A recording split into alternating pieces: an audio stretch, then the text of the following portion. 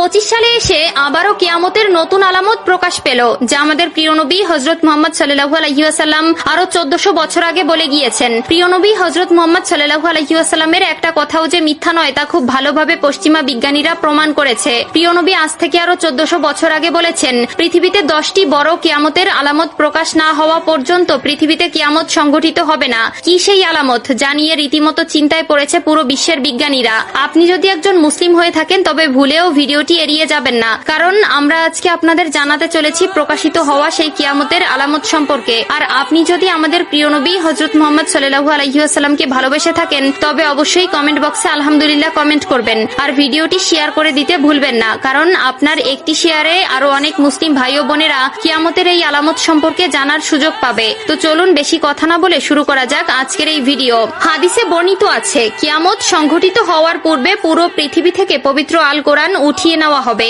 প্রিয় দর্শক, কিয়ামতের নিকটবর্তীতার প্রমাণস্বরূপ কিছু আলামত প্রকাশ পাবে। এর মধ্যে কিছু হবে বড় আলামত, আবার কিছু হবে ছোট ছোট আলামত। ইতিমধ্যে পুরো বিশ্বে অসংখ্য কিয়ামতের ছোট আলামত প্রকাশিত হয়েছে।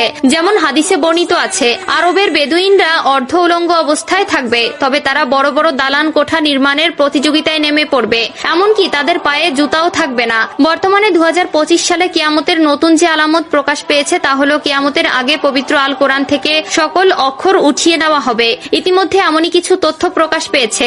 আজ থেকে প্রায় 1400 বছর আগে মহান আল্লাহ তাআলা হযরত মুহাম্মদ সাল্লাল্লাহু আলাইহি ওয়াসাল্লামের উপর কোরআন নাজিল করেন এবং আল্লাহ তাআলা ঘোষণা দেন কিয়ামতের আগ পর্যন্ত তিনি নিজেই তা সংরক্ষণ করবেন। আল্লাহ তাআলা পবিত্র আল কোরআনের মধ্যে বলেছেন, নিশ্চয়ই আমি কোরআন অবতীর্ণ করেছি এবং আমি এর সংরক্ষক। সূরা আল হিজর আয়াত নম্বর 9। কিন্তু এমন এক সময় আসবে যখন মানুষ কোরআন ভুলে যাবে। পৃথিবীতে এমন কেউ থাকবে না যে কোরআন স্মরণ করবে। তখন আল্লাহ তাআলা এই পৃথিবী থেকে কোরআন তুলে নিবেন। এরপর ইসরাফিল আলাইহিস সালাম সিংগায় ফুঁক দিবেন এবং এই মহাবিশ্ব ধ্বংস হয়ে যাবে। রাসূলুল্লাহ সাল্লাল্লাহু আলাইহি ওয়াসাল্লাম বলেছেন, রাতের অন্ধকারে কোরআন মানুষের বুক থেকে উঠিয়ে নেওয়া হবে, এমনকি মুসহাফের একটি আয়াতও পৃথিবীতে অবশিষ্ট থাকবে না। ইবনে মাজাহ হাদিস নম্বর 4050। কিয়ামতের আগে পৃথিবীতে কোনো মুমিন ব্যক্তি থাকবে না। কিয়ামত আসবে পৃথিবীর সবচেয়ে নিকৃষ্ট মানুষদের উপর।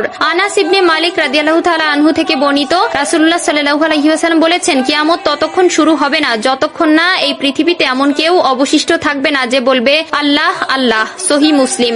অর্থাৎ কিয়ামতের আগে সকল মুসলিম মারা যাবে। আবু হুরায়রা রাদিয়াল্লাহু তাআলা আনহু থেকে বর্ণিত, রাসূলুল্লাহ সাল্লাল্লাহু আলাইহি ওয়াসাল্লাম বলেছেন, আল্লাহ তাআলা ইয়েমেন থেকে একটি মৃদু বাতাস প্রবাহিত করবেন যা রেশমের মতো মসৃণ হবে। যার অন্তরে এক বিন্দু পরিমাণেও ঈমান থাকবে সে সেই বাতাসে শান্তির মৃত্যুবরণ করবে। সহিহ মুসলিম।